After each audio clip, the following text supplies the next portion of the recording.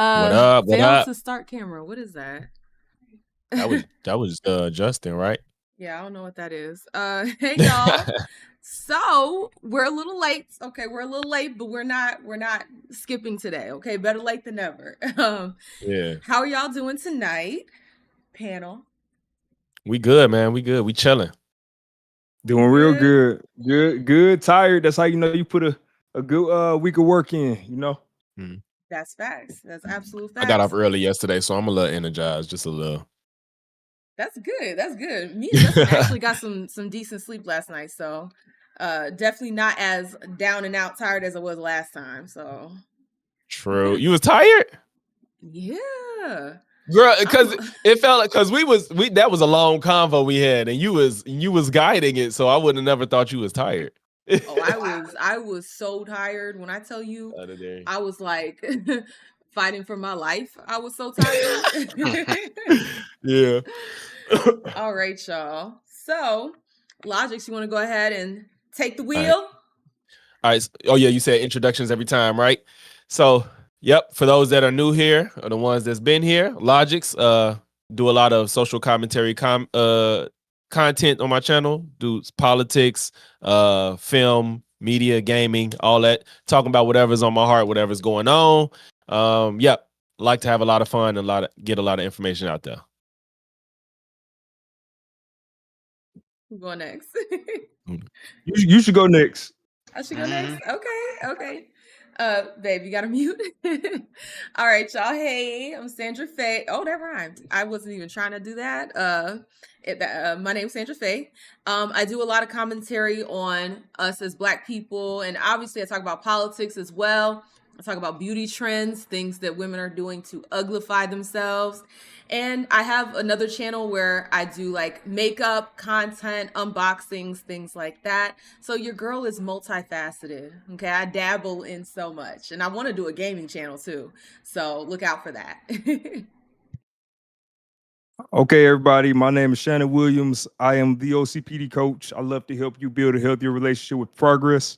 So that's all around in your life. How do I do it? I show you my life. So I show you all my mess ups. Every time I don't get things done, you get to see it live. When I do get things done, we get to celebrate. And outside of that, I also have another YouTube channel, which is Shannon the Game Dev, which I build video games on. So we got a lot of gaming going on in this community. And welcome me into the show. True. You know what I love about your name? You say you're the OCPD coach. You didn't say like I'm an OCPD coach. You said I'm the OCPD coach. The one, the only, the original. Yeah, I love it. I love it. I love his name. Yeah, I fuck with it. I fuck with it. So, all right. So today, as y'all see in the title, which we've been promoting, we're gonna talk about the internet, which we are on and using actively every day. And we're going to talk about if it's been benefiting us in the aggregate, long term on the average, or has it been more of a hindrance for our quality of life? So to kick this off, I'm going to say how I feel about it. And then y'all can say, y'all can tell me y'all perspective, and then I'll ask some pointed questions after that. So this topic I really been wanting to have a conversation about because I just see every day so much greatness about the internet and how it hurts people in so many ways. And it's just mind-boggling because you would think that it should just only help. So I think that overall, I think the internet is the best thing to humankind. I think the internet and everything it's given us is just amazing, and the pros outweigh the cons. But what I will say is that it has hurt a lot of people too, because of course, we don't have any definitive proof right now, but a lot of studies is saying that social media, that aspect of the internet, is causing to lower some people's quality of life. I think it has a strong correlation, of course, not a causation, to suicide rates, more mental illness. Just when people can see other people on the internet and they compare themselves, what's that saying, y'all? Jealousy is the thief of happiness. Is that it, or something like that? Yeah. So thief of joy. Yeah. Thief of joy. So yeah, when you have the ability to see so many people and compare yourself to them, it kind of makes you feel inadequate. You get lied to easily on the internet because you think sometimes because it gets posted it's true. And that's why that might be a different topic. I've been an advocate for having like a internet ethics course in school. Like we need a class, not just like, oh, you go to Google and type in this and you will find information. Like we need to learn how to operate the internet for real. Like I think if we're going to have it, it needs to have a class, and this Internet Explorer logo is hilarious. But okay. Let's go to Justin. Since he got this this logo up. Talking about the internet. Go to me. What you I got? was just because you had the logo up, so you was engaged. I mean, it's relevant. Yeah, exactly. So, shit. I'm still prepping a little bit, but okay. So, no, if you're not ready, we can move around. Yeah. Go ahead. Okay. Go ahead. Either one of y'all ready? Shannon, go ahead. All right, let me go ahead. Nah, of course I'm biased. I make all my money off the internet, so for me to say the internet's a bad thing is kind of crazy. Nah, I will say that I think it's definitely more positive. I think it's just usage, just like everything else in the world. If you give a bad actor a knife, they can do bad things. But we also know the usefulness of a knife in the kitchen, and that's the same thing it is for me. You know, with me for the internet, it's the same as that type of concept. Okay. I'm gonna touch on that after Sandra go. Yeah, so the way I see it is just like any invention, there's going to be things that come up that create problems, right? When the Model T came out, that came with its own plethora of problems. But look at us now, driving in a car it's commonplace. It's regular now. So I feel like the internet is the same thing. So we're going to go through a period of trying to figure out how to regulate it, how to maximize the benefits, and then also work on the negatives. The negatives definitely are detrimental. I would be, a liar if I didn't say that the negatives are very harmful, especially to younger generations. But I have to be with Shannon on this one. I make my money on the internet. Literally, like I'm making some money on it. Like, I've been making my money on the internet for the last like 3 years now. So, it's just, it is one of those things where we have to take the good with the bad and then find ways to mitigate the negative effects of said bad. So.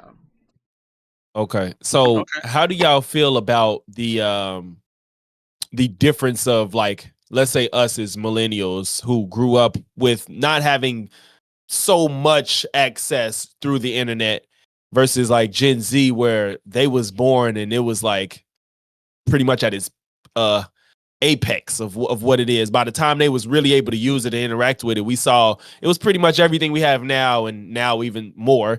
So they grew up with it, but we had to go outside if we wanted to have fun. We had to take our Game Boy and batteries on road trips. We didn't have the internet. We didn't have portable chargers in the same capacity. We had a CD player and a case of CDs. We didn't have this unlimited, you feel me? We didn't have this unlimited everything at all times in our hands. So I think we got to see and feel the experience of having and not having as far as internet. So how do y'all think that molds Gen Z? I'll say Gen Z because Gen A is still growing, and versus us as people. It destroys the mentalities of a lot of these people. You want to be completely honest. So a lot of people live on the internet to the point where, younger people I'm talking about. Now, I'm technically Gen Z, so really? It sounds like you're attacking me here. No. I'm not trying. It's not even an attack. It's not your fault. I'm just messing with you. No, but I'm right at the beginning. I'm 97. So. Oh yeah, that is right at the beginning. Okay. Yeah. So I think with a lot of the younger folk, a lot of younger Gen Z, let me say that, when they're growing up with that, they getting this sense of where everything is. But I was put it like this: the internet is their new, is their news, is their CNN or MSNBC. Yeah. You know what I mean? Every comment, every tweet, video, is their news. So it's like the way that you might look at a CNN or a Fox or something like that, they'll look at a YouTube comment section like that, and that's where you get a lot of that. Like a lot of people living watch this, a lot of younger people living through the internet where they think they know a lot because they have access to a lot of information, but in reality, you don't really know jack anything because and that right there destroys it because what it does is it creates that sense of like, well, I know what I'm talking about, but in reality, you're still a child, even though it's a lot of grown children walking around here because of that. I'm glad you are Gen Z because you have maybe a little bit of a different perspective, Yeah.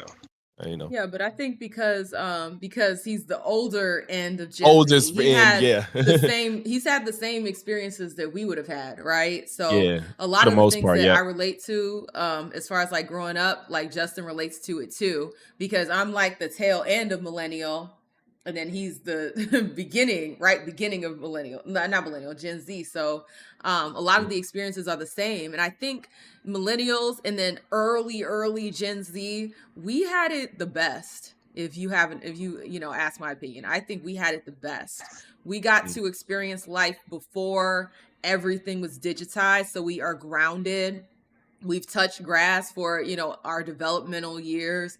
And then we got to see everything kind of slowly kind of ease their way in, right? With the iPod, the original iPod, and then you had the first like flip phones, and you had the first like little sidekicks, and then you still keep your old phones.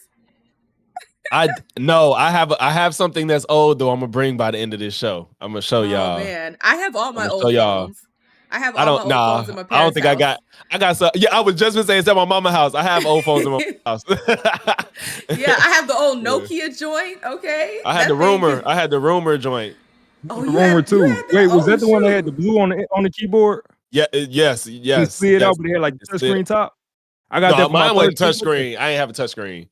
Wasn't all right. It's one of them I had. I remember the rumor though. I remember that name.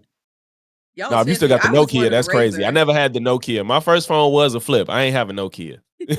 I had one of them flip joints that you get. I had Nokia, and then I had one of those pay-as-you-go phones. That was my first phone, a pay-as-you-go phone. They were robbing me.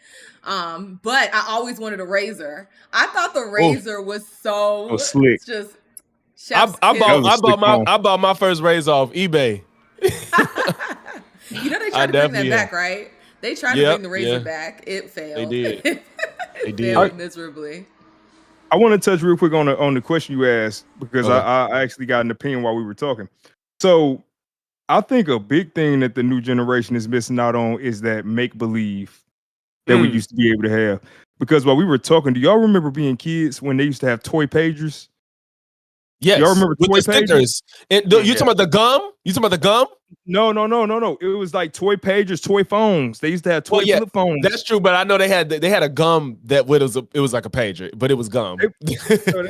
But I'm really sitting up thinking how we used to do the pretend kitchen. We used to have the pretend toolbox set. Like we used to actually pretend to have that imagination, and now kids can just get it. Anything you want, you can literally from what's that, Amazon. You can have an idea today and say, man, it'd be real cool if I had a brand new wrestling ring because my son is into wrestling right now, and I could order one the same day and get it. Yeah, but versus creating one. Exactly. And I'm from the generation. Us being the millennials and Justin, we come from a time period where it was cool to use your hands and make stuff from scratch. Like it was real. It was actually fun to build something from nothing. Now I think that joy has been taken away from this new generation because they can just get it instantly. Even food, DoorDash. We didn't have DoorDash growing up. The only thing that really delivered was Chinese and pizza. That was it. You ain't lying. You are not lying. If you wanted Popeyes, you had to go get it. Like. You wasn't putting fast food on a firm. Yeah. we literally, my wife the other day, we ordered some Fleming's. It was $200 on DoorDash worth of steak on DoorDash. Like, we didn't have to get dressed and nothing. Yeah. Why you ordering Fleming's? You're supposed to go there and eat. We lazy now. They made us lazy in ways. Like they have Fleming's on DoorDash. What? Yes, they got honestly all types any of business is cheating themselves if they don't have DoorDash. Yeah. Honestly. Home Depot on DoorDash now. Everything you can get anything. I'm serious. I ordered some air filters. Save me some gas. Okay, so hear me out. When you say that, is there an argument to be made that that's improving people's quality of life if they don't have to wait for things they may want or need, especially need when you need something? You know what I'm saying? Like people that's handicapped, people that's sick.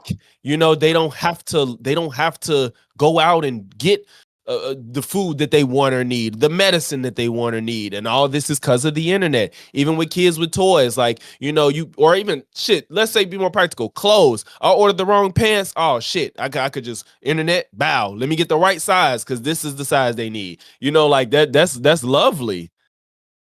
So okay, two things. First, 100%. I think it improves the quality of life. I think about it like I'm a metaphor guy, so y'all gonna always hear me saying metaphors, but it's like the calculator. Even if you get a calculator at 2, you should know how to do basic math, right? That is where I see the calculator as well. Without the calculator, exactly. Yeah. Without the calculator, and that's where I see it as an issue is for the young generation that never got those basic experiences. They only have the calculator of life, so they can't really. So if the internet go down, a lot of people screwed. Mm-hmm. Even banking, even out of work. My job when the internet was down, we was fucked. Yeah. We couldn't do anything. It's crazy. And it's crazy because it's evolving because now it's going. I mean, I know we're talking about the internet, but you had social media, and now the next thing is AI. So now people are relying on AI to the point where they can't even do their jobs without having the Gen AI helping them do it. So we just continue to get. I mean, you got people who. Us, we at like ground zero of it. We know how to do everything that we need to do, and we can utilize that. But then you got folks who don't know how to do it, and they just getting the tools, and they can't really do it. Like I'm hearing that they're saying that there's a problem with cheating with AI with kids now. And that, like you said, like we had to cheat, but we had to be smart to cheat. Like you couldn't just like type something in and get an answer or get it done for you. You had to do some footwork a little bit. Even if we couldn't even use Wikipedia. Yeah, you couldn't even use Wikipedia as a source. So it's just like exactly. Yeah. So, go ahead, Sandra. Yeah. Yeah, I was just gonna say I disagree that it improves quality of life. Really? I mean, like when I think about quality of life, I'm like, is it actually enhancing like life's quality? Like because part of that quality is interaction with other people, and you don't really get a lot of that interaction through using a system like DoorDash or Uber Eats, something like that. And a lot of people miss out on that. So when they go out into the world, now they don't know how to talk to people. So you're right. If these systems did go down, and you need to go to a Home Depot or you need to go to a McDonald's, you need to order your food, you're either too scared to do it, and that's another problem. A lot of generation is scared to do things because if they can't do it without an Uber Eats or a DoorDash, it's like, well, I don't know how I'm supposed to ask the question. I don't know what I'm supposed to do. It's like it becomes everything in life becomes overwhelming, and it makes it. I don't know. I say that devalues your life in a way, because if you spend too much time going through those channels of, okay, I'm gonna order my food through DoorDash, I'm gonna order this through Amazon, I'm gonna order that through whatever else they got out there, then you basically remove your I agree with the part about experiences of going into the store, picking up what you want, and walking out the store. Like I remember doing that with the Xbox One. I drove to Walmart, got the Xbox One, came back, and that was cool. I knew exactly where to go, what to do. I did place the order online though. I did place the order online, but I still had to go there. I still had to go there to get it. I would debate just on quality of life though. I honestly, that's why I was willing to hear him out. I'm like, where you going? Go ahead. Because I'm thinking, even if you talk about like from an introvert perspective, right? Somebody who has a hard time connecting with people, you still have people who come out of their shell more in spaces like this. We have people who we didn't back in. I remember 2006. Was Skype even a thing? 2000, maybe not 2006. I never heard of Skype back then. I remember when Uvu came out, and it blew my mind. I remember that. You can I have used to use a that all video the chat with time. more than one person on it. Oh Yeah. So yeah. when that Ooh. Now happened, Skype actually came out 2003. Okay. 2003. My bad. See, I didn't Jesus. even. But even this, I wouldn't have met y'all. There's no way I would have met y'all. I was in Michigan. I wouldn't have met Justin. He was in, wherever. I'm not gonna disclose where everybody yet, but there's no way we would have been able to meet unless there were certain circumstances. So I still think quality of life, because you think about business opportunities increase. You think about personal relationships. We can find people with like interests. Then also, I was talking to my wife about this, buying your time back.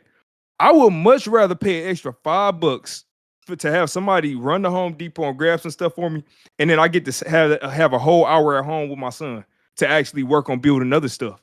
So that's still improving quality of life for me. So that's where I'm like, I don't know. I think for me, quality of life definitely has improved with the internet. See, but that goes into a whole thing of, well, now you're looking at it from your perspective, where like, yeah, you can delegate some of those tasks to other people to handle stuff for you so that you can spend time elsewhere. But as people who are relying on that system, who are using it as a crutch, who say, well, I don't want to go out here and do this because I'm afraid to talk to somebody in the store, or I'm afraid of how I'm going to look because I'm used to just talking to people online. I don't know how I'm going to look. I don't know how I'm going to walk. It's a lot of them fears that come out, they be going through people's heads and saying, well, am I going to embarrass myself? Am I going to do this? And like that, I think is destructive, because, like I said, if those systems go down, and then the people need to go and get a job at some point, and they do need to get jobs at some point. You're gonna have a lot of antisocial people. It's gonna be hard to communicate, and communication is the uh, again, it is that great contributing factor to the quality of life. So Sandra, let me add one more thing, Sandra, because I know you want to jump in. I just gotta say one more thing. Even if it's the people though, because with the example you brought up, if it's people that already are saying, "Oh man, I would have a hard time interacting," they will probably still argue from their point of view that the quality of life for them is easier because they don't have to interact with so many people. So their quality of life, what they perceive as quality of life, they could say that it actually is better for them, even if you don't think it's productive. They still would think it's productive. You get me? Nah, I feel you, but like I'm saying, there's gonna come a time where you're gonna have to face the inevitable truth that you have to deal with people. Like you just have to. You know what I mean?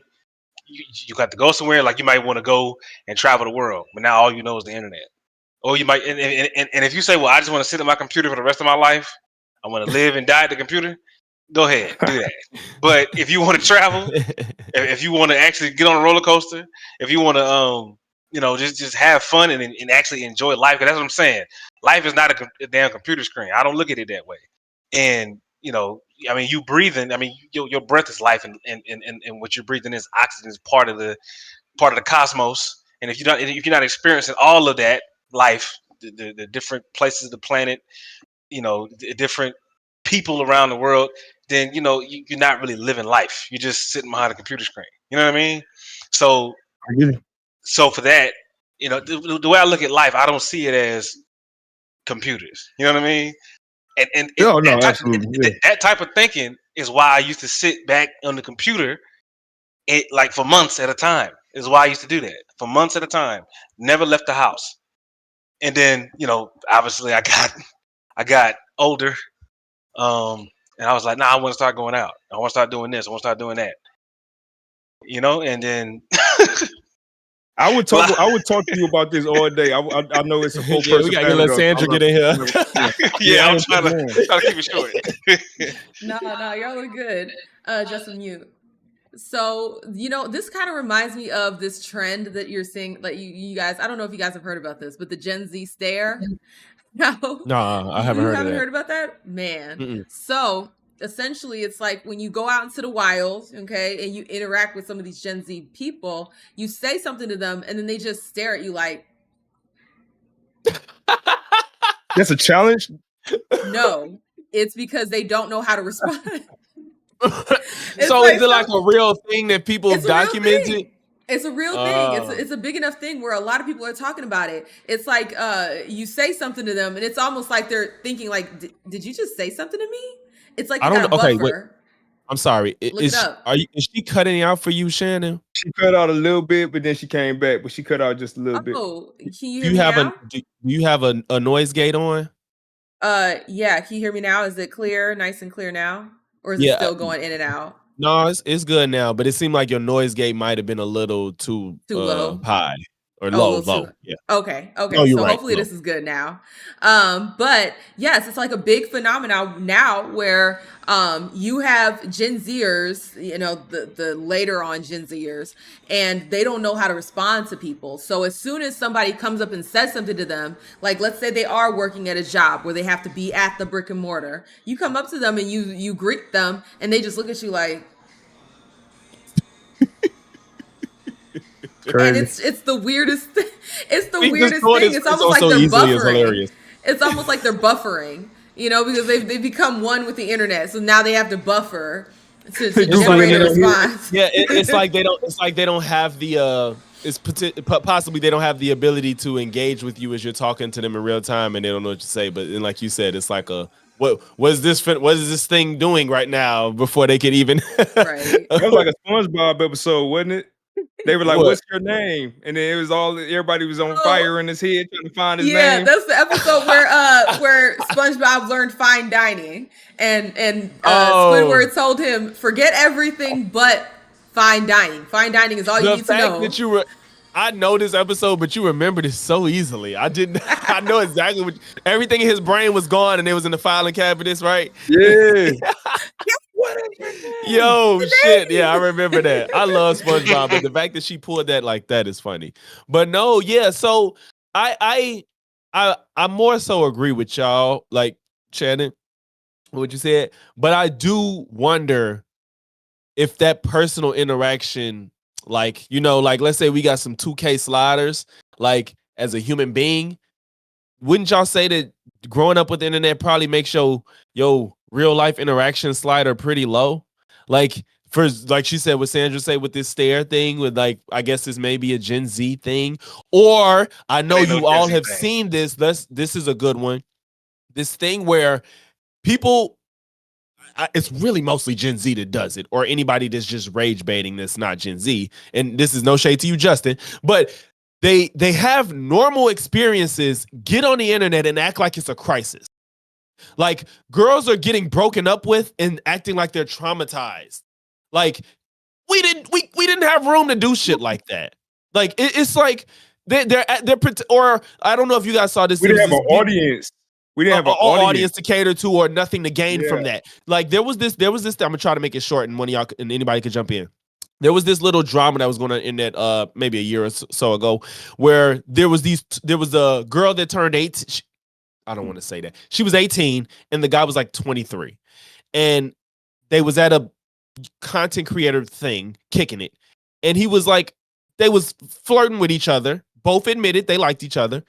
And he like was on a couch with her and like had his arm around her and was touching her. She goes on the internet and says she was like sexually assaulted. And going after things get deeper, he didn't do it. It's not like she stopped him and he kept going. He liked her. She liked him. He tried to touch her. She probably maybe didn't like it and said she was assaulted. I heard about that. I think Abram. You know what I'm talking about? That didn't Abram preach? They did a video about that. Yes. Yeah, I remember that. That was insane. I was like, girl, get a clue. Okay, go get you a dog and die alone. That's how I really feel about that. Like, yes, I've heard about those stories. Like, everything is somehow trauma now, right? Your parents didn't get you the gifts you wanted for Christmas. Oh my God, I'm traumatized. Everything is trauma, but it's because they've grown up in a society where that type of behavior gets promoted, right? That type of behavior gets the cookie, the views, things like that. So it just the bar keeps getting like lower and lower all the way to hell for content. And because they're constantly being reinforced this idea that everything is trauma, and even if they have like the mildest feeling about something, because they're online seeing other people that are stupid, other people that are reaffirming, oh, that's trauma, oh my God, this is trauma, and then it's just like an echo chamber of bullshit, and it completely degrades their understanding of reality. right? It just completely degrades how they view reality, and it's just that is a symptom of the chronically online. It's a symptom of the internet. So that does play a factor in whether or not the internet is a net positive or a net negative.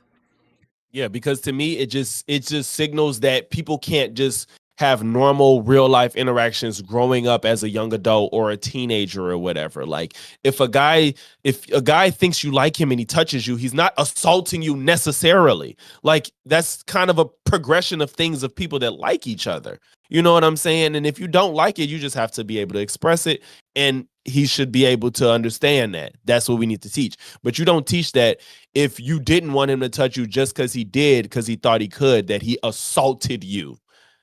You know what I'm saying? And I think to kind of add on to this is that these younger generations are growing up with seeing perfect all the time. Like everything is always perfect, everyone's always happy. Like that's what they see as like the ideal, always being happy. So when the minor inconveniences come into their life, they don't recognize that as regular human experience because they've been so brainwashed into thinking that this aesthetic life or this curated life is somehow what everyone's doing, even though, if we're being honest, those content creators that do the aesthetic life or the curated life, they don't actually live like that. They put that shit on for the camera, and then they be living like the rest of us once they turn that camera off. But the younger generation, they don't understand that. They don't understand that nuance. So when they see it and they think my life is supposed to be this way, and then they have the minor inconvenience or something slightly makes them uncomfortable, now it's just like, oh, this is completely wrong. This completely goes against how I'm supposed to feel because I'm supposed to feel happy, perfect all the time. So it skewed their perception of reality. It skewed their perception of happiness. And honestly, like the only thing that can really fix this is if they unplug and go out into the real world. Yeah. Mm. You had a thought and then you had a change in thought in the middle of it. Yeah, and then I lost my thought because I saw a comment. It was a good comment. It was. I saw it too. I saw it. Yeah. Yeah. I'm not okay. No, actually, I'm not gonna talk on this. I think this is such a sensitive topic. I'm gonna hold my peace on this one because that's a really sensitive topic. It's something you was gonna say unrelated to the comment and what she said, or what? Yeah, it was something related to what you originally brought up about. Okay, all right, here it is. It was that you can tell us afterwards if you yeah, I did have a point that I can say, and it was along the lines of everybody wants to feel special, right? And a lot of times people or do they want attention, and in some capacity they want attention. And what people do, they study and they say, okay, how do people get attention? When we were younger, I grew up with Allen Iverson, the Detroit Pistons 03-04. For me, attention was becoming a basketball player. That was like, oh, you be a star, you be like Lil Bow Wow of like Mike. And that's what came with it. And as I got older, I started to realize what attention really meant. And it really didn't mean anything if you couldn't capitalize and turn it into money. Well, a lot of these young cats are seeing that anybody can get attention with a phone and either some outlandish stuff or a sob story. And that's where I'm starting to see it is just people are just selling their souls for attention and clout. Actually, that's the word. They actually made a word for it. They selling their souls for clout. So I didn't know how I came back to the topic of the internet, and that's why I kind of lost it there. But yeah, that's where I'm seeing it. Yeah, no, I do agree because like it was on what we talked about earlier. Like there's an incentive for like extreme behavior. And it makes me even wonder, like, if these people truly believe it or if they know that it'll get them attention if they do it, even if they don't truly believe it. You know what I'm saying? Like, it's just, I see so many cases where as I feel like would I feel differently if I grew up like a lot of the younger Gen Z? Would I feel differently? Like, I don't know if y'all know the streamer Destiny. He's in this situation of being, Sandra, I'm sure. So he's in a situation of being accused of doing inappropriate things, sending pictures that he shouldn't have. And regardless of how you feel about if he should send pictures he's being accused of things he didn't do. And it's just like, you cannot agree with him, but why are you adding this extra weight to the situation that doesn't have to exist? It's like, all right, you shouldn't have sent the pictures, cool, but he's being accused of being a grapist. And it's like, how did we get from sending pictures you shouldn't have sent to graping somebody? It's just like, what is this culture that you just gotta make everything not what it is when you could just stand on what it is? It's crazy you say that, because I had a conversation with Justin when you remember you came up on my live stream. We talked about pirate software. Yeah, I said, I know the pirate software situation. If I you said talking the about exact the same stop killing thing, games, yeah, all of this stuff. I said the exact same thing. I said it's one thing if we just say, okay, he said some dumb stuff, whatever happened, but then it just started being allegations where it's just like, it was like they trying to get his whole career tanked, right? Yeah, and then it's like I asked the question. Even then, I said, what is the ultimate goal that people want? Is this are we destruction? But are we to the point? You guys tell me if I'm crazy or not. Do people genuinely get off? Not everybody, but is there a subset of people nowadays getting off on people taking themselves out? See, so what that really is literally, because you have to. I feel like they don't think that's gonna happen, but they don't realize it can. But I do think people like to see people suffer, and they want to see people like ended. And do you think they care once it happens? Do you think they're like, oh, I feel so bad I caused it? Nope. So that's what I'm saying. I think that is where yep, they're gonna move on. Yeah. I think it's such a cynical world now where people know they always know, especially in today's world, that is a possibility. Anybody could do that at any point in time. And you consistently see people pile on to people trying to, and it's not even, oh, get off the internet. It's not, oh, we want you to lose your job. They start sending people to your house. They start swatting. It's like, yeah, these are the people again who don't live in the real world. These are the people who live online. So when they have their world shattered, they had that world shattered, like that illusion that they built that my world is like this, and I believe it's like this because I watched this video and I watched this video and I watched that video. I read that comment and I saw that tweet.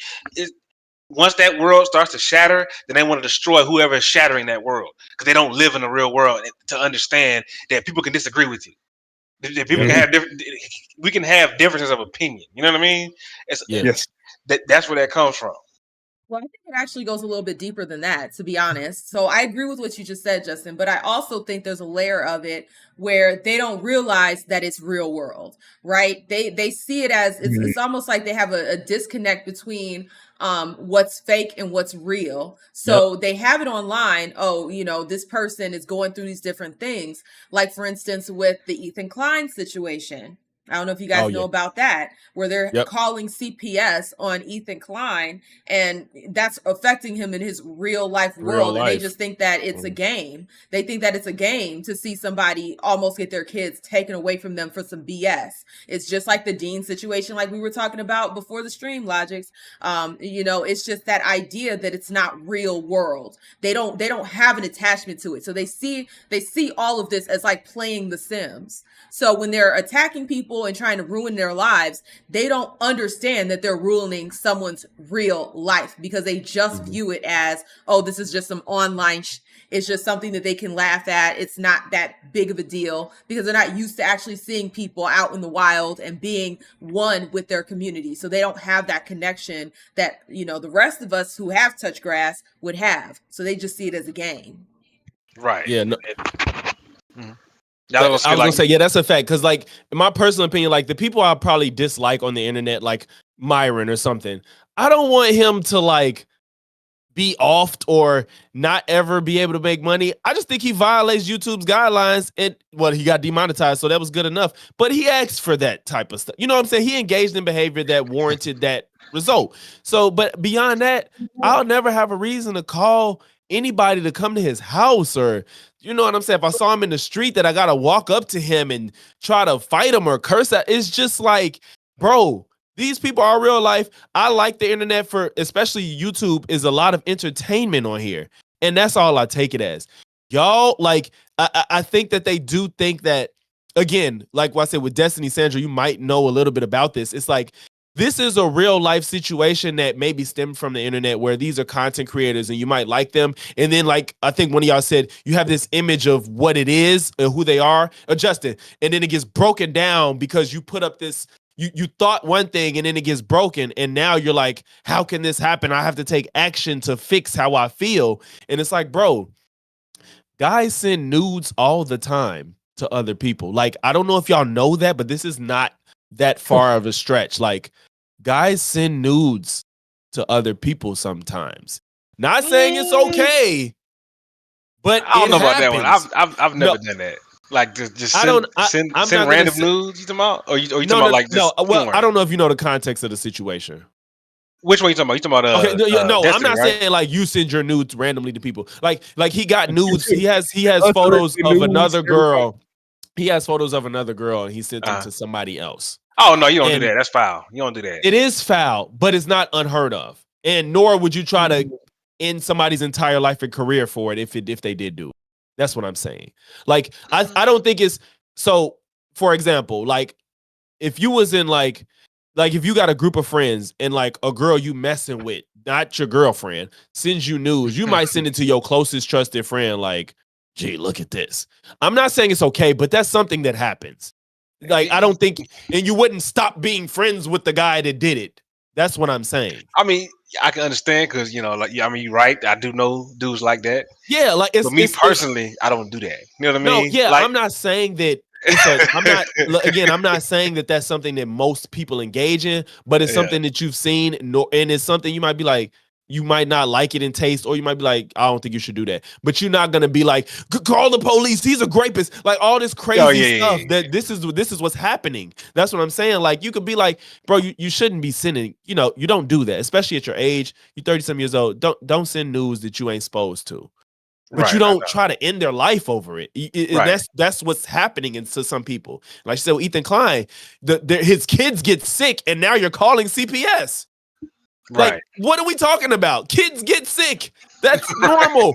Why are you calling CPS? Because you don't like his political takes. This is ridiculous. And that's one of these are the worst outcomes of the internet. You know what I'm saying? So another part of this, I think another part of this is a power dynamic, right? So because people feel so powerless in their day-to-day life, when they think that they can exude power over somebody else by like mass reporting them or by doing this, that, and the third, they're going to do that because they don't have power in their day-to-day lives. So it's a power trip, right? That's what it is. So true.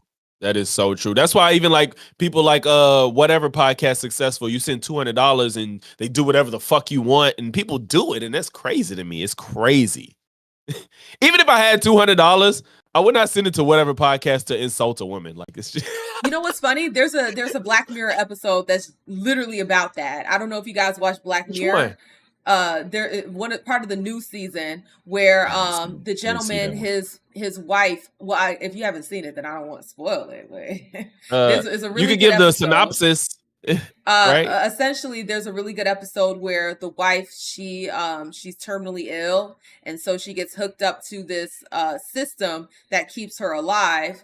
But you have to keep paying for it. So essentially, he starts doing a lot of things online. Kind of like those IRL streamers doing a lot of things online, trying to get the money to pay for, his wife to stay alive. That's all I'm going to say. The whole season is good. Like the season before that, I think they dropped the ball. They had maybe like 1 or 2 episodes that was really good. But the season that they recently dropped is Chef's freaking kiss. Every episode is a banger. I heard. I just ain't got to it yet. Yeah. Shannon, you was finna jump in now?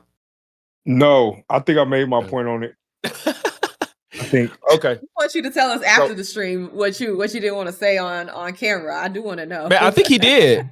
Did you say? I guess. All right, I'll say it. I don't know if you said it. I'm not trying to press you. I'm saying you can tell us after. If you really don't want to, you don't have. I'm using your power, Sandra. It's nothing bad. I just don't like talking for no reason. I just wanted to make sure I wasn't doing that. But the big thing for me is just miscommunication is a big issue, especially between genders nowadays, male and female. I mean, you talked about that circumstance that happened with him touching the young lady, and that can happen to any of us.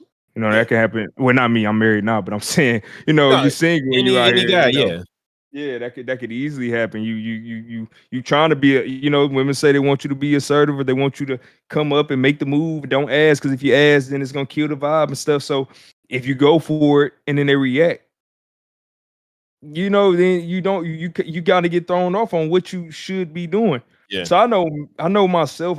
I'm like really more. If she was on here, it's crazy. She'd tell you. I'm one of the people where it's like, if you say no, I'm not trying ever again. I'm like, never again will I try something, because it's a trap to me. It's like it's a man's trap. At any point in time, you can say no today, and then act like you want something tomorrow, and then say no, but I said no 2 days ago, and now you know it's your word versus you know it's believe all women. That's a whole that's a whole thing nowadays. So men Yeah, really that is have to so be careful. infuriating. No, yeah, Yeah. like that's absolutely infuriating. That is so annoying. Like you literally are getting mixed messages from these broads. So, there was a video that was going around and it was this woman complaining. She said she got dressed up and no man was talking to her. She was like, I wish she would just grab my butt or grab a boob. And it's just like, Oh, you also have videos of women where they literally go to the grocery store, a man compliments them, and then they go to their car and they film a TikTok. Oh my God, I can't believe this man. How dare he compliment me and say that I have a nice butt? Or how dare he compliment me and say that I'm pretty? What do you mean I'm pretty? Like, it's a situation where, I honestly let the crazies out themselves, because you'd rather figure that out now before you put a ring on it, and then you got to go through divorce with this crazy broad and she got your kids. So, I mean, there is a blessing in these crazies identifying themselves, but I can totally empathize with men nowadays. It's got to be extremely difficult navigating a situation like this where a woman could literally vibe with you, say that the feeling is mutual, all of that, and then you go to move to the next step, and then now she's saying, oh, you've done this to me, you've harmed me, you've traumatized me. So, a lot of these women, I'm sorry, get a dog, die alone.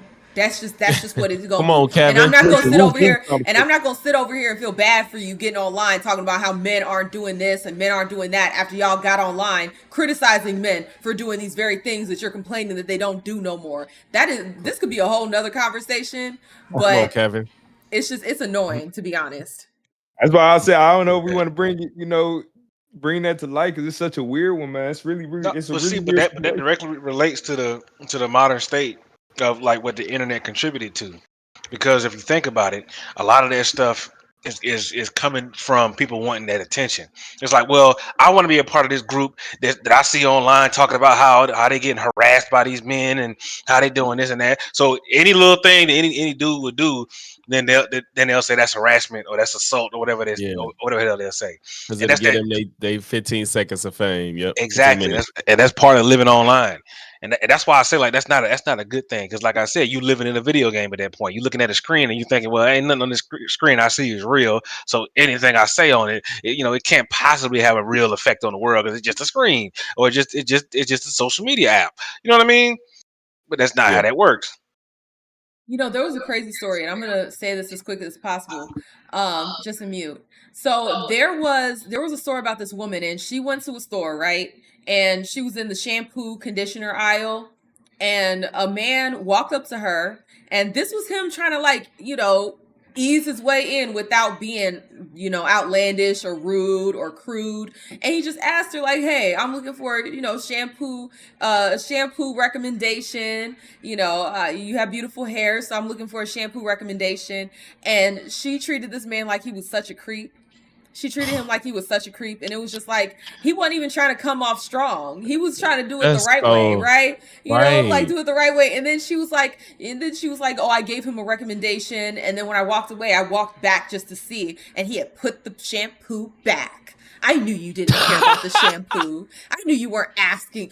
No shit, Sherlock. He was trying to talk to you. He was trying to talk to you because he thought you were pretty. But you so fucking stupid and just weird. No social skills whatsoever, that this man, obviously, who thinks you're attractive and is trying to spark a conversation without it being awkward or without assaulting you.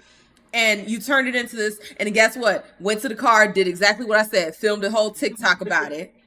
And you know what's even crazier? If you would have went back maybe 10 10, 15 years, you would look at that type of behavior and say that person's probably autistic because they don't understand what's going on around them. They can't pick up on social cues, so they must be autistic. But now they look at it like, oh, that's just a normal thing. Don't make no sense. Hey, you know what's funny? There is probably a crowd of people that would say it's normal, and then there's another crowd that'd be like, that is autistic, because it's like, why don't you get that he just was interested in you and trying to talk to you? Like it's like you said, and to me, and when you said it, Sandra, I'm like, okay, that's a pretty smooth way into the conversation. That's like a standard, like, yeah, I don't care about no shampoo, but I'm trying to get a conversation going. That's the easiest fucking way. And for you to just not pick up on that and spaz, and not pick up on it, but spaz about it is a different level of just not having Logix, any social awareness. Be careful, What? Logix. Spaz is a slur now. Stop playing with me. I'm sorry. I'm not even playing with you. No, I know you. No. I know you were saying that tongue in cheek, but it's just like, yeah. I don't even. God, don't get me started, please. Because even when that happened, I didn't know that was a thing. What happened with Lizzo, right? Or Lizzo or Beyonce? One of them had that in their songs, going spaz. I think it was Beyonce. And they were like, oh my God, how dare she use that slur? When did that happen? I literally don't know when that happened. Spaz, like spazzing out? Yes, they said that's everything is a slur. They were saying it's a what's the word? Ableist. Ableist, yeah. What does that even mean? See, exactly. I never. When we use it, it just mean you was tweaking. Like it just meant like you spazzing out. You going crazy. That's what it meant. I mean, It never was. There was no correlation to anybody with a disability when we use that. It just meant you like. It could be I don't know. Compliment too. If you can't, you dress real nice.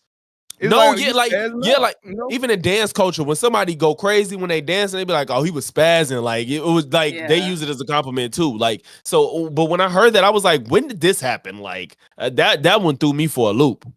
Yeah, I can't keep up. So odd. And you know what? You shouldn't have to. Let's be honest. Yeah. And with this conversation, it's not to down on people that have those issues with socializing. Because even with myself, I know there are social situations where I don't feel comfortable and I am very awkward. It is what it is. But it's just like we've gotten to the point where society is trying to handhold every single person rather than just letting them deal with the reality that, hey, the way you're seeing things is it's not the norm. Okay, it's not the norm, and giving them space to grow and be better. It's an overcorrection, right? So whereas before we used to just like, oh, you fucking retarded, all this other stuff. We used to say stuff like that and then just dismiss. Now it's an overcorrection where we have to coddle everybody when they don't fit into that social norm, so to speak. And it's gotten to the point where now we can't say anything because we have to handhold everybody, and we shouldn't have to, right? Just because we're having an honest conversation about different things doesn't mean that everything has to be taken as a personal attack. I'll give you an example. We could get into a conversation about tattoos, right? I could go into a conversation with people that hate tattoos and think that it's the dumbest thing ever. And I have tattoos, and I can get into that conversation. I'm not going to take every single thing that they say personally, right? I'm not going to get offended and angry with every little thing that they say and say that they shouldn't have the right to say it. But, you have these people out here that don't understand social cues. They don't understand, the idea that other people can think differently. They have the world revolves around me and my feelings mentality. So whenever they get online and they're chronically online, they go crazy every time they hear an opinion that they don't agree with. And they feel like they have to shut their opinion down. It's crazy. So you said a word that triggered something in my head that I think also is a spawn of the internet. Overcorrection. Overcorrection has been beating our ass, like on both ends of whatever you believe and feel. On both ends, it's been beating our ass. So do y'all think I want to know what's y'all thoughts on how we can fix overcorrection, because the people that do it think they're right, and then there's people that's like, we don't have to do all that. For example, if y'all think back in the 90s and early 2000s, it was like not a big deal for legal people to be involved with minorities. I mean, not minorities. What's the word? Minors, not minorities. Minors. If y'all think about Shorty and Belly, Nas was with like a 15-year-old. Like, it was normal for like they had 20-year-old men dealing with girls under 17 in a lot of like shows and film and stuff like that. I don't know if y'all ever thought about that, but that was a thing. Like, it was not a big R. Kelly. I'm from Chicago. R. Kelly was coming to high schools trying to just get girls. Like, it was normal. Nobody really was like, he's too old. And now that should be corrected. But now we're to the point where people are like, if you're 25 and you are dealing with a 19-year-old, you should go to jail. And it's like, I've went okay, even worse. There was an 18-year-old who his girlfriend was 17 and they went after him. See, that's some wild. That's in your personal life. This was out there. And then there was go to jail. It was something crazy. And then there was another situation where this was online. It was one of those To Catch a Predator type of videos now where they go and beat them up. And it was a high schooler. He looked like a baby himself. He was a high school boy, and he probably turned 18 in high school, and his girlfriend was 16. They literally go to school to each other, and they beat him up and was embarrassing him online. I'm like, what the hell is wrong with y'all? He's a baby. He's an 18-year-old dating a 16-year-old. They literally go to high school together. What are we doing here? And I agree. It's complete overcorrection. Yeah, like, of course, we need the number to have some type of order. Yes. But that's why I guess not all states have Romeo and Juliet laws or whatever. I don't know. But are you really finna waste time and energy being mad at an 18-year-old being with a 16-year-old? Especially if it was prior to him being 18, especially. It's just like, bro, it's bigger fish to fry out here. So I'm just wondering if y'all have any thoughts on what the let's keep it on the internet. What can we do on the internet to, I guess, the kind of content me and Sandra do is call out this type of bullshit. What can we do? No facts. I'm not saying you can't do it. I'm saying like our content is centered. No, I'm about to do it. When you're done, I'm about to do the same thing. Oh, okay, yeah. Right, so what can we do on the internet is to like get people to realize like there's real life situations that we can address without overcorrecting and going in the direction of just ruining people's lives unnecessarily. I'm gonna say this: stop crying wolf about racism. Yeah, I'm so over here, and everybody claim that every single thing is racist. And I'm talking about from they putting it in the kids with the kids growing up, and the teacher say something to you, the teacher's Caucasian and you're a black student, even if all the other students black. And then they reprimand you and it's racism, yeah. They reprimand, and it's because you're racist. Every single time a cop pull you over, every single time, racism, instantly go to racism. And it could be the cop like I'm Latino. Like why would I care if you? It is like, but it's still. I'm tired of it because it first of all, racism exists, yes. But I honestly know that it's layers to racism. You got your overtly racist who stop you from doing stuff, who try to hurt you or try to kill you, and you got your people who have their own preference. It's like most black communities don't mix preference with racism now. No, I didn't. That's why I distinctly separated, because I'm gonna give you a home example. A lot of times in our homes, we're told that we shouldn't bring another race into our homes. That's facts. I mean, this is I'm telling you. Yeah, we all heard that. We all heard it. Right. So that's racism to an extent. Like that's preference race. That's what I'm saying. That's preferential racism. Okay. So let's break it down. So I think I don't disagree with you, but what I was saying was, you said like I just think it's something in between that. That's what I was gonna say. I agree with the people that's trying to harm you, and then like you said, like perfect. Like I don't care if white people want to date white people. That's not racist to me. But I'm talking about in between that. There's people that literally they don't want to be around other races. I think that's a different type of racism than trying to harm others. I think that there's something in between. Like, I prefer my kids to date a black person, but if they don't, then it is what it is. You know what I'm saying? So I think that's different than like, yeah, we got like, told. like I heard, I don't want to be in the around family. black folks, but I ain't trying to hurt them. That's what I'm. Right, and it's late, but I heard growing up, and it couldn't even, it was probably not even just my home, but they say you bet not bring another race in his home. That's the same logic. That's the same logic. I'm not. Yeah, I know we hear that, but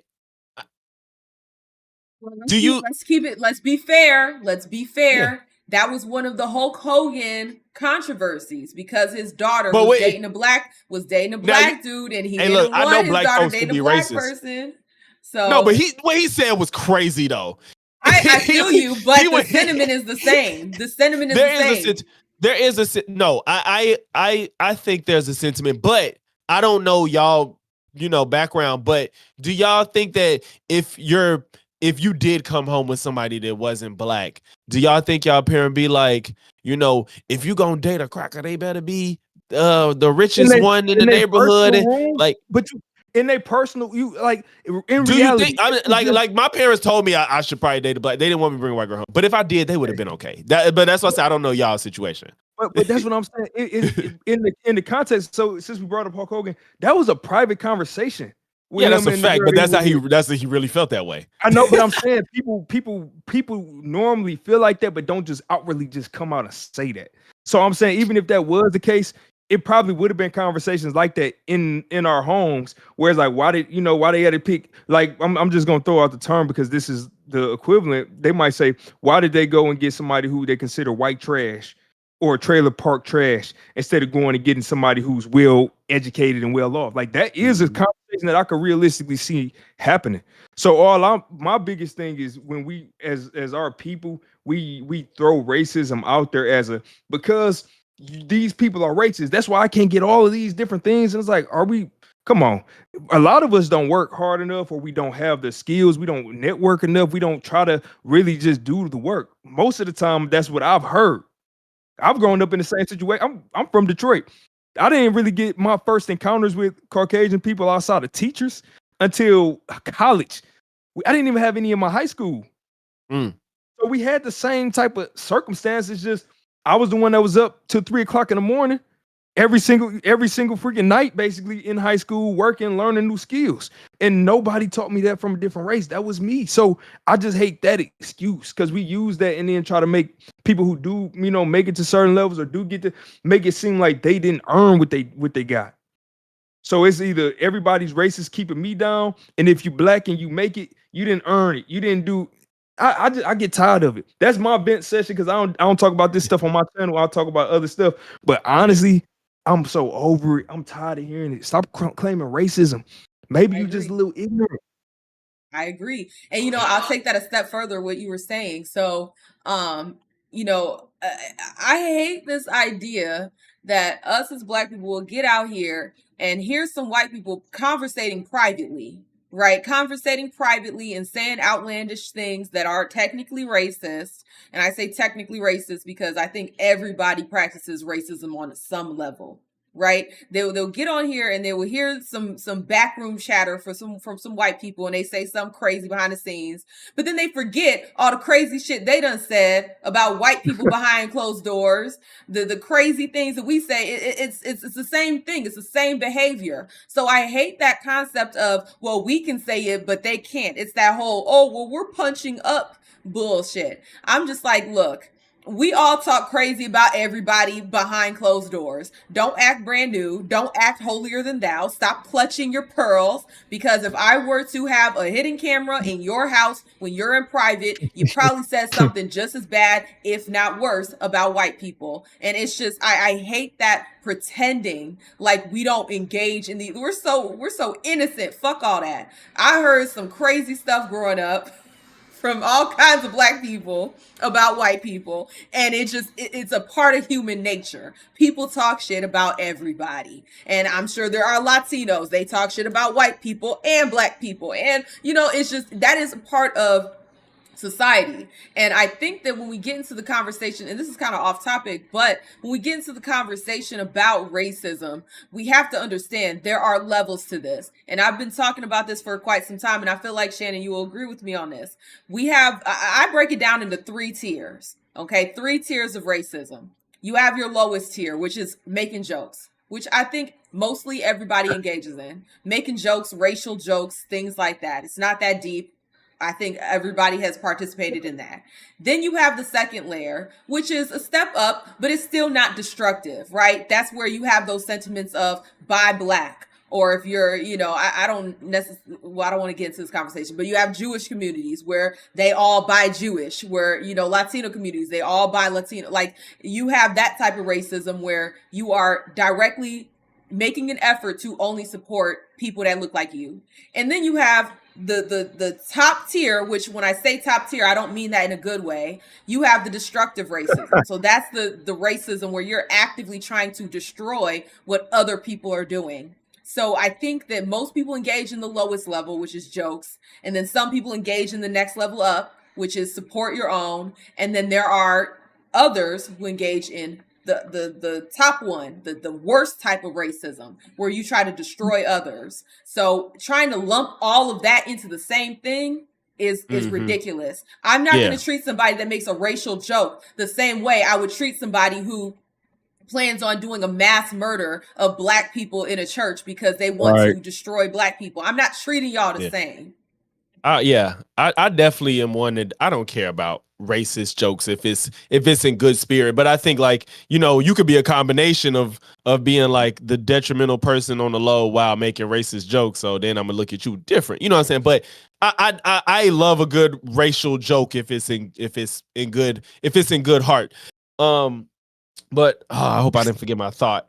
I basically was gonna say that personally, I can't speak for everybody, but I know me personally, the reason I didn't like Hulk Hogan's behavior is because I don't talk like that about white people. I can't say that about everybody. Now, I get what you're saying. Like, if you're gonna be a hypocrite about it, shut the fuck up. I agree. There's people that probably do shit behind closed doors, hear Hulk Hogan and rage out just because they ain't got caught. So I don't like that. Which is like I said with the Destiny thing. It's like, I've sent one of my guys a picture of a girl before in the past. Granted, I wasn't 30-something years old, but I understand that that's not something you just hang somebody over. But at the end of the day, I do think that Hulk Hogan he may not have actively tried to harm black people, but just the whole using the hard R is just like, why? I don't if I am making like a racial joke, I don't even say cracker necessarily. You know what I'm saying? So it's like, and that's still not even as harsh as a hard R. But if I make racial jokes, I don't even have to, or if I say like something about white people, like they can't dance or something, like it's not on the level of what Hulk Hogan did. So if I go off your tiers, Hulk Hogan to me is in between the jokes and the support your own. maybe actually between support your own and harming.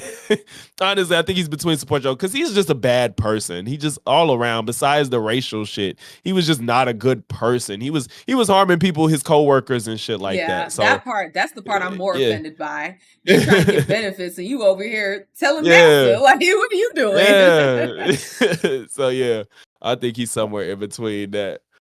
Wait. So I had a pointed it's we gonna kind of divert. I have a controversial take. And we probably so this is what I'm doing. I'm gonna lead this. I have a controversial take, and then I want y'all to respond and then give y'all a version of what I'm finna say. So to end this, I want us to basically all give our ideal version of the internet. I know it's something you probably ain't thought about deeply, but like something I think that's controversial, but I think should happen to make the internet a better place, more ethical in a sense, is that I'm not I was like, what she said? No, I'm not fully against everybody identifying themselves on the internet. And when I say that, I don't mean I have access to everybody's address, but I don't think anybody should just be downright anonymous on the internet. I think it festers a ecosystem that's really toxic. people can just do and say anything and just not be held accountable for the bullshit. And I think that if there's a way for everybody that uses the internet to make themselves accountable for what they put on it, I'm not against that. Like a lot of people tripping over YouTube trying to get the ID thing. I don't know if I care that much, to be honest. I don't like this idea that anybody could do whatever the fuck they want on the internet and not have to answer for it while it can actually be affecting other people. And that's just something I think personally that can make the internet a more healthy place to be. And so with that, I want y'all to say like things, whether it's adding or taking away things as far as what we can do to make the internet a more beneficial for everybody. Well, I'm not going to give my full point, but I do want to keep in mind exactly what you said earlier about folks taking an inch and running a mile with that. So if we're already in this hypersensitive society where you say the most normal thing to somebody and they think you've traumatized them, then, how is that going to affect that system that you just suggested? But I think I'll let Justin. Wait, you want me to answer that or no? I just wanted to throw that out. I don't have to be long-winded. Before I forget, I just want to make sure I threw that out there. Wait, I had a little trouble hearing. So you want me to do what now? About internet having ID. Oh, I got a lot to say about that. Man, okay. So the whole internet ID conversation, that's a whole privacy issue there. Not to mention. Okay, wait, before you go. But more specifically, I said this was just. It's not necessarily about internet ID. I was saying I want y'all to give y'all opinion on what you think will make the internet a more healthy community and beneficial versus harmful. My personal take was that I'm not fully against people being accountable for what they say on the internet. That's what I said. So, but you can address that if you want, but it was about giving your own perspective of what you think will make the internet a better place. So you said people shouldn't be held accountable for what they do or say on the internet? Is that what you said? No, I want people to be held accountable for what they do. Okay, yeah. Got you. I mean, I can agree to that up to a point, right? Because if you think about what accountability means in that regard, some people want you to be held accountable for making a joke. So it's like, why the hell should I be held accountable for making a joke? It's like if I say something, or if I compliment a woman like we were talking about earlier online, am I supposed to now get arrested or hemmed up because she felt like she was assaulted? You know what I mean? Like, so I can understand, but at the same time, I think that accountability should just allow just regular moderation, just good old moderation. You know what I mean? And I mean unbiased moderation, because if you have a bunch of people that's just getting upset at somebody because they said something like again, a pirate software, they going after his whole career because he disagreed with the Stop Killing Gangs movement, then he was stupid for that shit. Yeah, then that right there, then that right there is like, that's pretty much him being held accountable for things he said online, and I don't like. And then it went too far. Yeah. Yeah. So it's just like you have to really think about what that means before you say, yeah, I want some accountability, because accountability, what accountability looks like for a lot of people is destroy your entire life. Yeah, you're right. You're absolutely right. Yeah. So. Yeah, Justin, what's your ideal internet? Ideal internet? Shoot. I say just an internet where privacy is important, or I should say was prioritized rather, where you're not tracked, and we're not dealing with a bunch of people that are not living in real life. You know what I mean? Because when you're on the internet and you talking, you writing comments, making YouTube videos, or whatever you're doing, you dealing with a lot of people who don't go outside, a lot of people who don't interact with other people, and so I'm like, nah, we need to get everybody outside, everybody interact with everybody else, and so and I think the internet would be way better if we did that. It's funny when you said that, I was like, what if it had a quota like you must meet X amount of hours in real life before using the internet?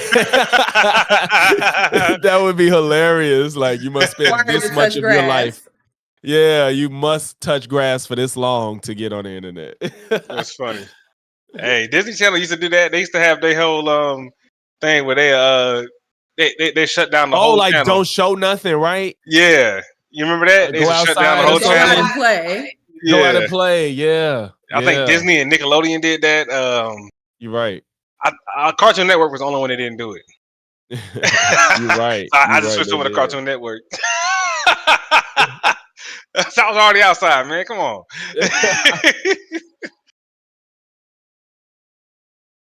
But yeah, Shannon, what's your ideal internet? For me, I didn't put too much thought into it before this, but I was thinking about ad management as the number one thing for me. Ads. Ads. I despise the fact that I can walk away from my son for 2 minutes and we could be watching just a show on a streaming network service, a show that is kid friendly. And next thing I know, I come back and it could be two dudes holding hands.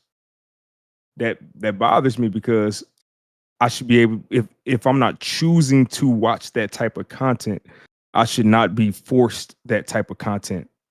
And that is one of the biggest things. I shouldn't even have to pay. I shouldn't have to pay extra to get no ads because I don't want to see those ads. You know, that bothers me. The second thing, and then it's not even because it's stuff that you are into watching, because I know with Facebook and different things, those will pop up normally based off what you might be interested in. I'm talking about like on a streaming service on television, where it's just these are what people are paying to put on a show. So that's one thing. And the second thing for me would be choosing the difficulty. So I think with the internet, people should be able to choose their interaction difficulty, and it puts you in that group. So if you're one of those people, kind of how the black web is. The black web, yeah, dark web. Yeah, dark web. Thank you. The dark web. People say I'm opting into this level of I like that. I like engagement with the internet. So leave those people where they at. Now, when you get down to maybe you have people who I just want to use the internet for business. Now we get a business sector. So even on YouTube, people that's not in the business sector, just stay out the way. You know, it's just I think we could put Like, parameters. we don't want no trolls. We're not here for the drama. If you're not coming on with a verified face and name, don't say nothing to me. I had somebody comment on my video last night, and it was a video about ADHD, and I was talking about ADHD. And the comment they said, this isn't ADHD isn't real. You're just lazy and focus is a skill. And I'm telling you, I changed my comment 4 times because I always had to remain professional, but still let you know, you can come get the smoke if you want the smoke. We got a lot of it. Oh man. And I told him, I said, you know what?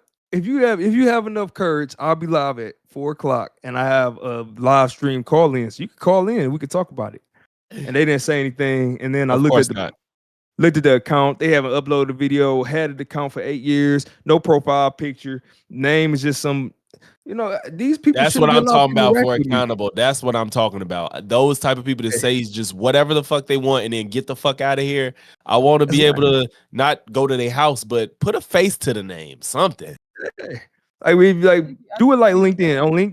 On LinkedIn, you can't just go and do anything on LinkedIn. Yeah, because people can see where you work at. Your people in your network can see what you're posting. That's the other thing. People don't remember that. They can actually they show all of your recent activity on your page. So if you are doing, what is that name? Rambunctious. It's a word I want to use and I don't know how to say it. Rambunctious. Rambunctious. I think. Thank you. That word. If you're doing that type of stuff, you can get quickly found out about. Well, I would love that accountability for everybody. Yeah. Like if there was some type of tag with people like consistent troll, like moderate troll. I love that. Serious engager. Like, that would like something. I just want something to know what I'm dealing with, Like if you could go and see all of their activity. The past 10 comments type that of stuff they engage in. Yeah. The type of behavior they engage in. Yep. YouTube kind of got that. You can see the comments, at least just on your page. You can see the type of you can see every comment somebody leave on your page. Yeah, right. Yeah, I like that function. But To be Yeah. honest, I honestly I agree with that. I hadn't thought about it too much before this, what my ideal internet would be, but Shannon, I think you hit the nail on the head with that one. I think that we should be able to curate our internet in that way where we know who we're dealing with, right? If I want to go into the internet with the trolls and troll myself, then I could go to the internet troll. If I want to go to the internet where, we having real conversation, conscious community type stuff, then I want to go to that internet. But the thing is with that, you're still going to have people trolling. They're going to go in there and once you strike the right chord, yeah, A minor. No, but it's just, I think that is an idealized version of the internet that I would like. Because every now and again, I do like to do a little troll too. I don't take it to the extreme. I don't take it to the extreme where I wouldn't feel comfortable attaching my name to it. But, sometimes I like to get into the troll chatter. It is what it is. But, being able to kind of curate it and then be around like-minded people and have fun.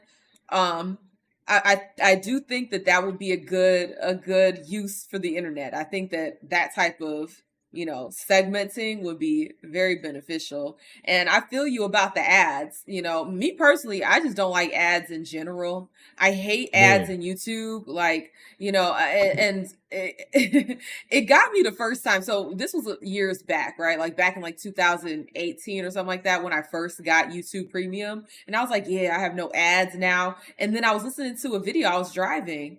And next thing you know, I hear the content creator doing an ad. I was like, wait a minute, I thought I paid for no ads. Oh yeah, yeah.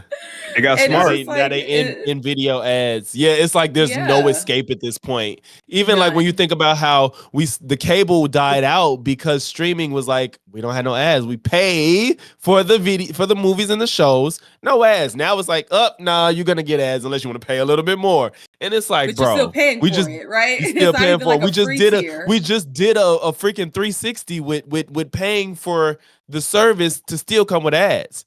And that really does bother me at this point now. Like I got my Netflix, I think almost every streaming service I have besides YouTube has ads now because I don't want to pay extra. Yep. If Spotify do it, I'm done.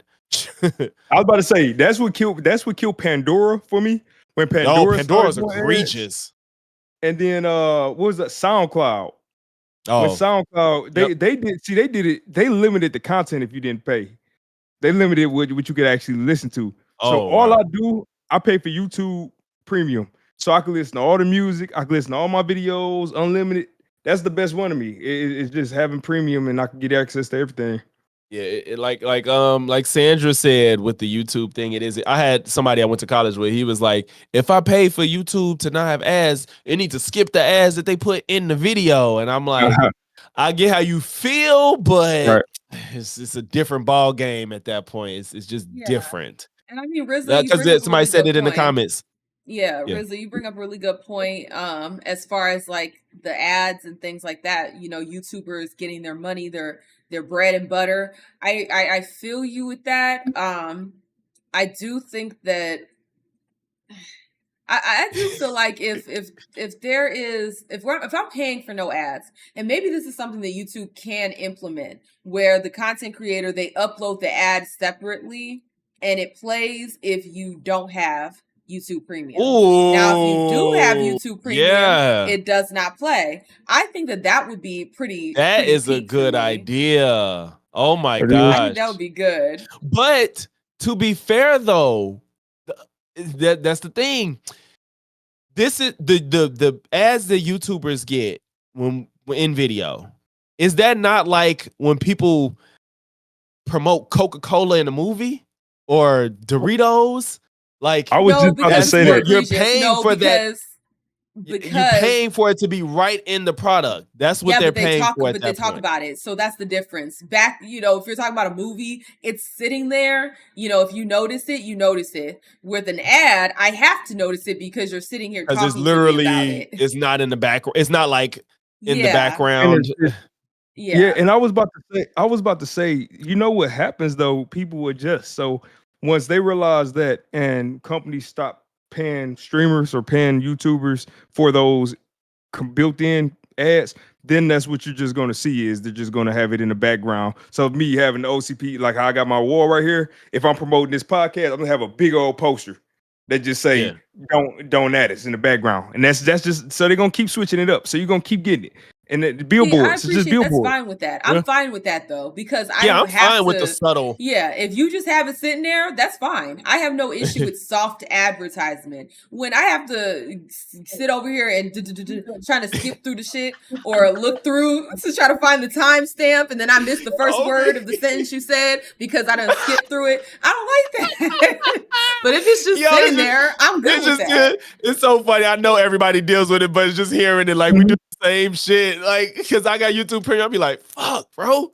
Don't let me be at work and I can't get to my phone. And I'm like, oh my God. Washing dishes, hands be wet. I can't get to my phone. I can't get to my phone. I can't get to my phone and speed through this. Yeah. So my God. it breaks up the vibe. And then, you know, you got some YouTubers, they try to make it fun. Like Brett Cooper, she's notorious for this, where she leads into it with the content that she's already talking about. But even still, I don't want to sit here and read or hear, not read, but I don't want to sit here and read and hear about, I keep messing that up. Let me just stop. Y'all know what I mean. You good. Yeah, you good. But yeah, man.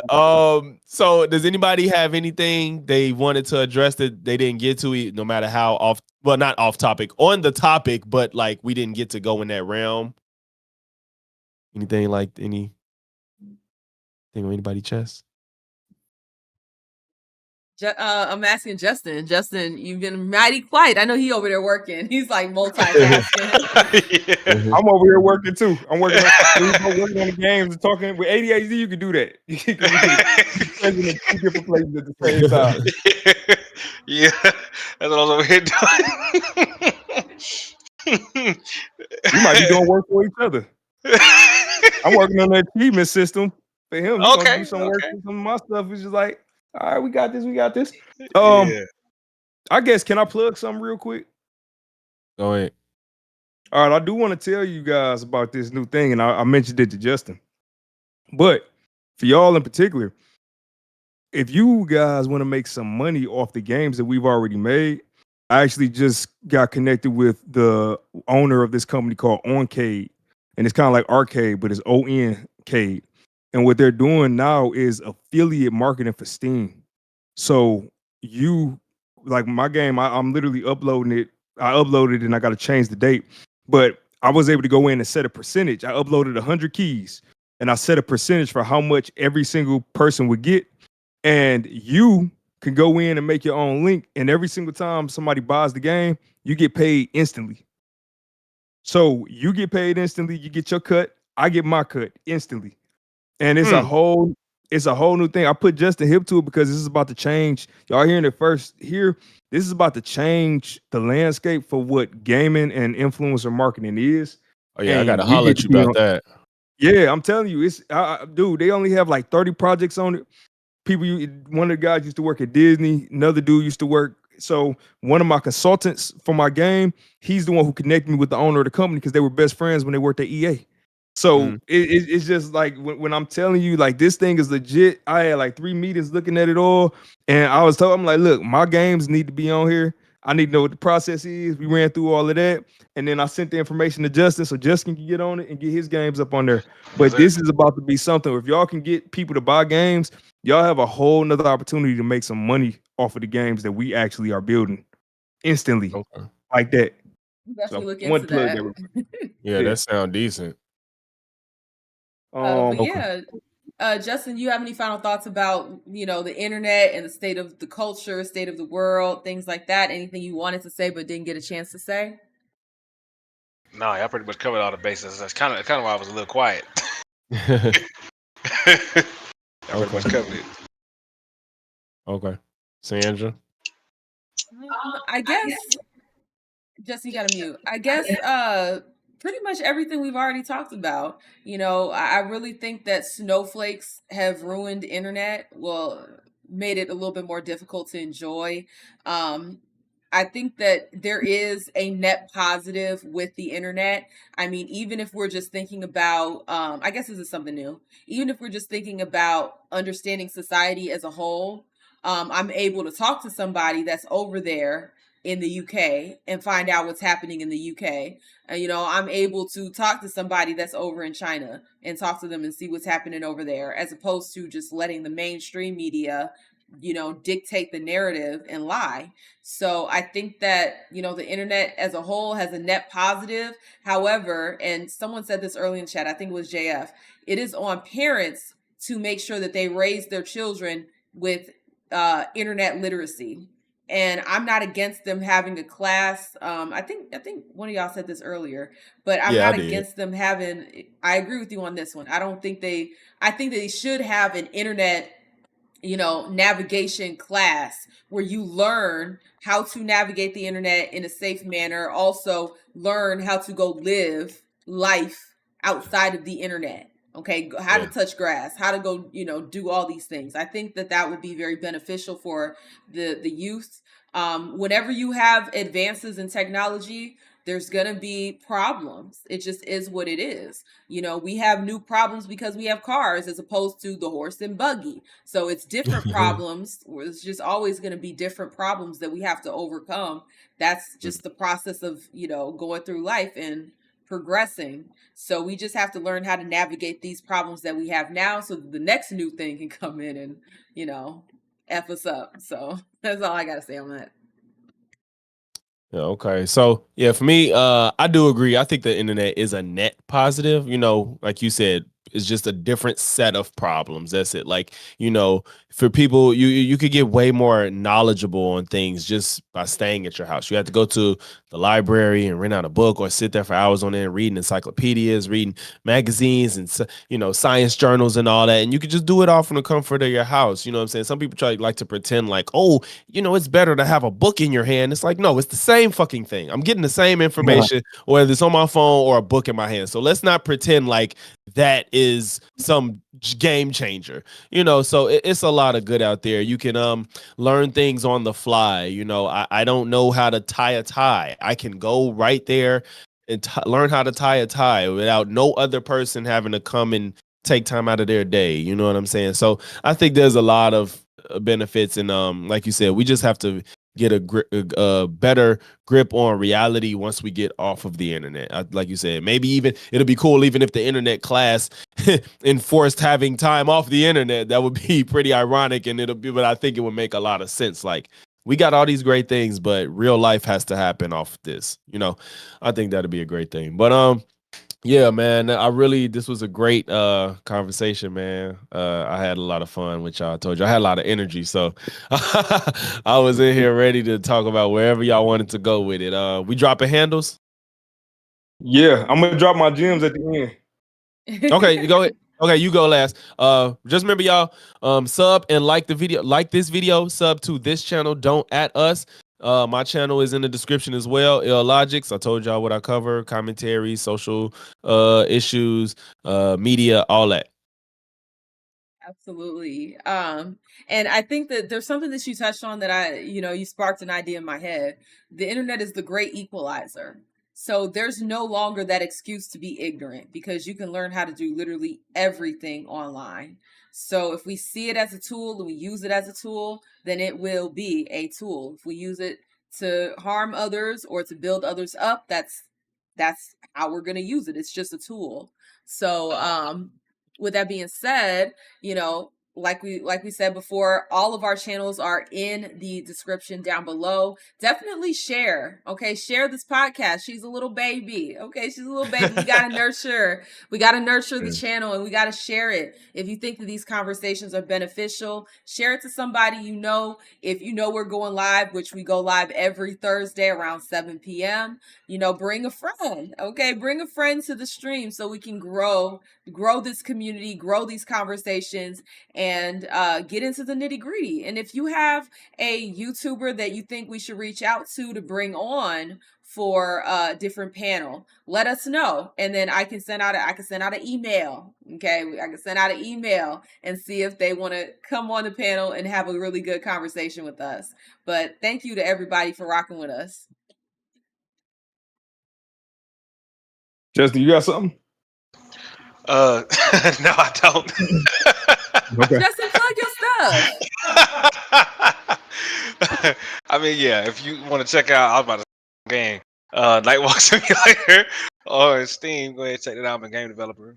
You know, as you know, check it out on Steam. It will be coming soon. You can wish list it. I really appreciate that. All right, so I guess let me cap off with a couple of little takeaways for y'all real quick. So as Sandra mentioned, it was something I wrote down on here, but using the internet as a tool. That's the thing you want to always consider the internet to be a tool, not a place. And a lot of times we don't remember that we can just shut the internet off. You can unplug the Wi-Fi, you can ditch the phone, you can get away and get into the real world. So you want to use it as a tool, not a place. Now, how to use it as a tool? You got to figure out what you want to learn. What are some skills that you need to get in life, and how do you go get those skills? So you want to think about finance. Where can you go to get some good financial advice, financial lessons? You want to think about family, if it's religion, whatever it might be. Just consider those things, go get the skills. Third thing I have on here is make sure you do background checks. Check credentials, because as we mentioned, any and everybody can get on the microphone, get on the camera, and say anything. I can get on here right now and say, "Hey, everybody in Florida, it's raining $500 bills. Go outside." And nobody, if they don't fact check and actually look out the window, then a lot of people might just believe me. So always make sure you check credentials. If you are listening to people, see what they've done, check the reviews, see if they've been consistent with what they've been saying, and actually see if you can check some of their sources, because sometimes they'll list their sources. Check their sources yourself if you need to, but always have confidence in that. And then the final thing is, remember that the internet is, I know I just said not think of it as a place, but there are physical places where data is housed for the internet, called data centers. And when you put stuff out there, it's out there. So if you're putting pictures of yourself out there, if you're putting certain types of content or saying certain things or pictures, just remember that stuff is out there. It is stored somewhere and people can access that stuff. And you never want certain things to come back and bite you in the butt in the future, or bite your kids' butts in the future also. So that's all. That being said, check out my content at the OCPD Coach. I try to help you build a healthier relationship with progress. I'm a certified product owner, and I help you turn your life into a business. And that's all I got. Appreciate y'all. All right. Yep. True. So, The internet, Shannon, the internet is definitely more of a tool nowadays than it was before. When I started out doing game development stuff, you couldn't find none of them resources that you can find now. Come on, man. Definitely a lot you can learn. All you found was forums telling people why they shouldn't do games. You had to get it out the mud. I'm talking about 2, 3 in the morning. Mama thought I stole some money off her credit card. I had to get $11 for a software. I'm like, I wasn't trying to steal $11. I just needed. I couldn't get the trial. I couldn't get the trial of this software. So yeah, man, there's trenches out there for the gaming world. Yeah. But all right, y'all. I hope y'all appreciated this episode of Don't Add Us, and we will catch y'all next week. Peace. Wait, hold up. I didn't even queue up the thing. Bye, y'all.